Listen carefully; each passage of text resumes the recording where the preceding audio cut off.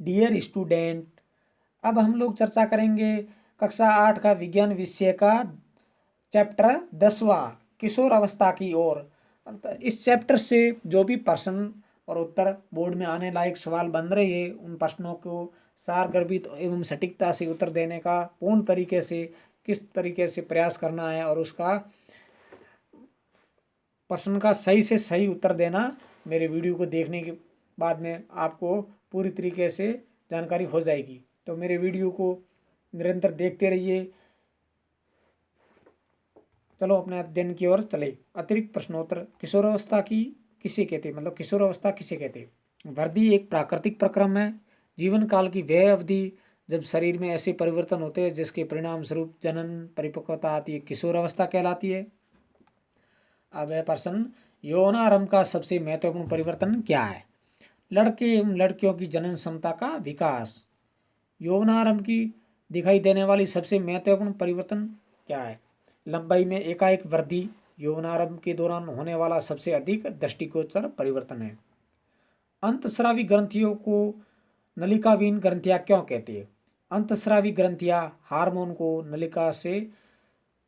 नलिका न निर्मोचित कर सीधे रुधिर प्रवाह में निर्मोचित करती है, इसलिए इन्हें नलिकाविहीन ग्रंथियां कहते हैं। मतलब अंतस्रावी ग्रंथियां हार्मोनों को नलिकाओं में नहीं निर्मोचित करती, सीधे ही रुधिर में प्रवाहित कर देती है, इसलिए इसे नलिकाविहीन ग्रंथियां कहते हैं। किशोर अवस्था में व्यक्तियों के चेहरे पर फुंसियाँ और मुहासे अधिक क्यों आते?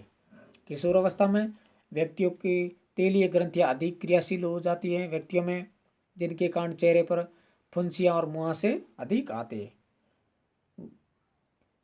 गौण लैंगिक लक्षण क्या है? गौण लैंगिक लक्षण वे लक्षण जो यौनारंभ के दौरान वृषण एवं अंडाशय शुक्राणु एवं अंडाणु उत्पन्न करते हैं तथा लड़कियों में स्तनों का विकास होने लगता है तथा लड़कों के चेहरे पर बाल उगने लगती है और दाढ़ी मूछ आने लगती है। ये लक्षण क्योंकि लड़कियों और लड़कों से पहचानने में सहायता करते हैं, अतः इन्हें गौण लैंगिक लक्षण कहते हैं।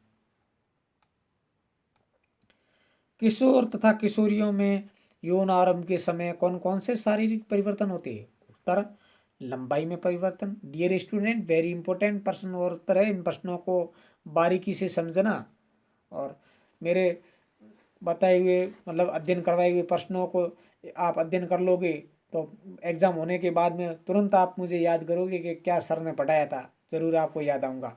लंबाई में वृद्धि, शारीरिक आकृति में परिवर्तन, स्वर में परिवर्तन, श्वेत एवं तेल ग्रंथियों की क्रियाशीलता में वृद्धि, जनन अंगों का विकास, मानसिक बौद्धिकता एवं संवेदनात्मक परिपक्वता, गौण लैंगिक लक्षण।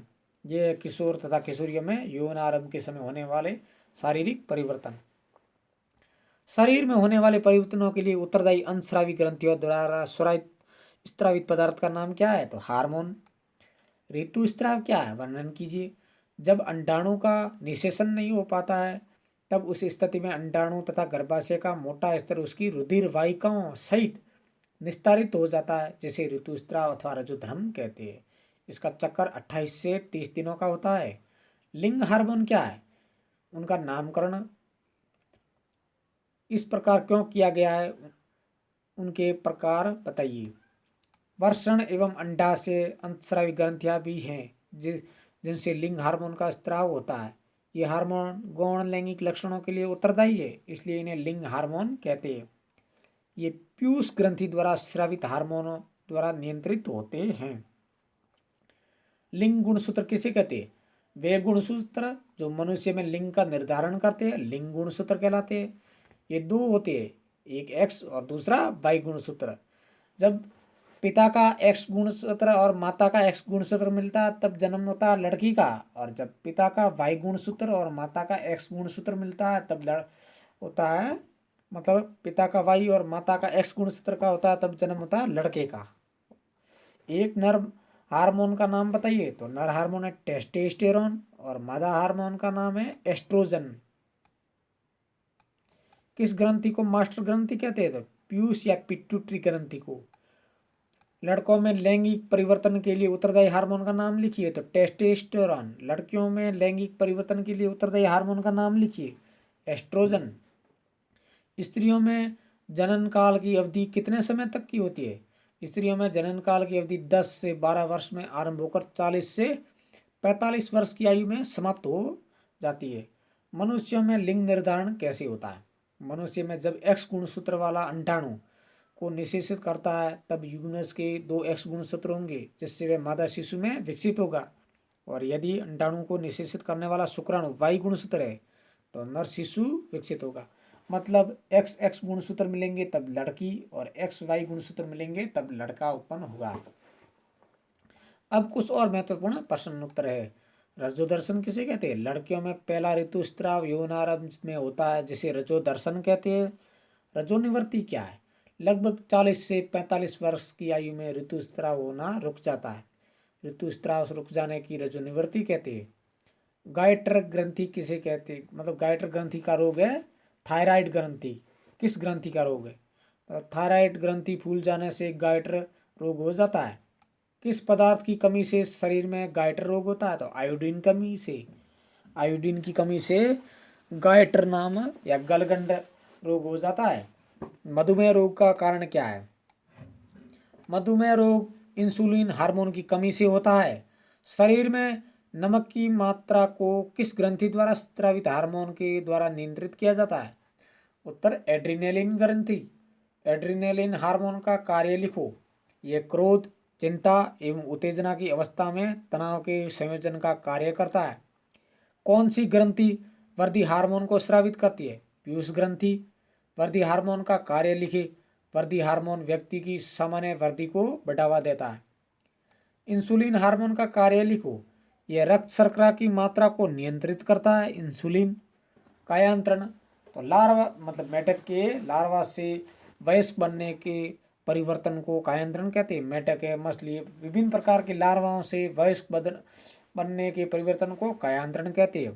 कीटों में कायांतरण नियंत्रण कैसे किसके द्वारा होता है? कीटों में कायांतरण नियंत्रण कीट हार्मोन के द्वारा होता है। कभी कभी टेडपोल वयस्क मेढक में परिवर्तित नहीं हो पाते, क्यों? यदि जल में पर्याप्त मात्रा में आयोडीन नहीं है तो टेडपोल वयस्क मेढक में परिवर्तित नहीं हो पाती। स्वास्थ्य की परिभाषा लिखिए। व्यक्ति का शारीरिक, डियर स्टूडेंट वेरी इंपॉर्टेंट परिभाषा है, यही तो स्वास्थ्य है वैज्ञानिक दृष्टि से।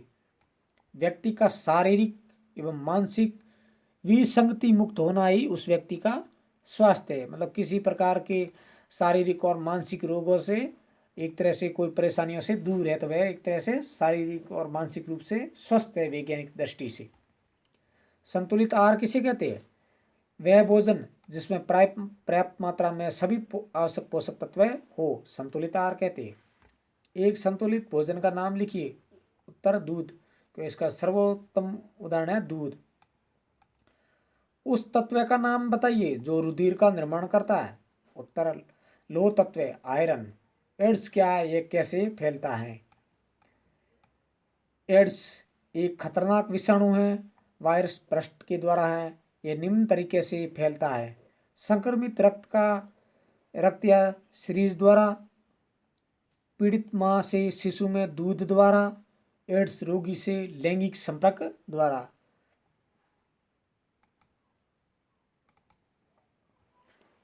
तो डियर स्टूडेंट, हम लोगों ने विज्ञान विषय का 10वां अध्याय किशोर अवस्था की ओर कक्षा 8 का पढ़ लिया है।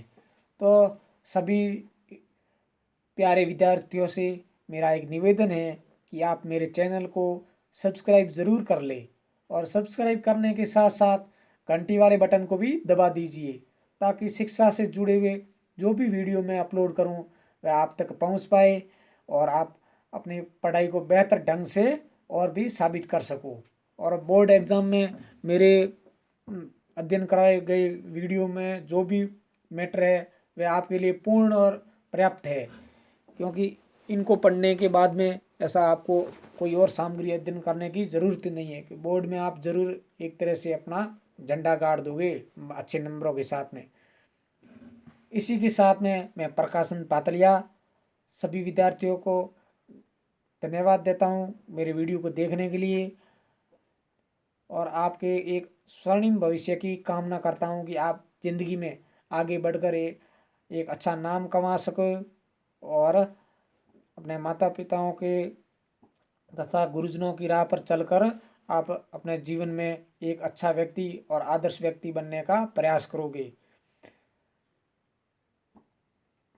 क्योंकि मंजिल में कई रुकावटें भी आएगी, कई बार हमें थोड़ी बहुत निराशा होती है। तो डियर स्टूडेंट, परिस्थितियों से कभी निराश मत होइए। ये कभी तो मतलब अनुकूल होती है, कभी विपरीत होती है। आप परिस्थितियों से डटकर सामना करना, और परिस्थितियों जिंदगी में निरंतर सीरीज से आती है। एक बार कभी दुख कभी सुख ये आते रहेंगे। इन परिस्थितियों से कभी भी घबराना मत।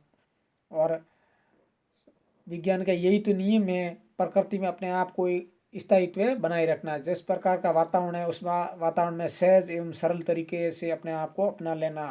क्योंकि वातावरण में बुरे विचारों वाले हैं तो उनसे दूर रहिए, और एक तरह से मतलब आदर्श वाले गुण को विकसित कीजिए। धन्यवाद।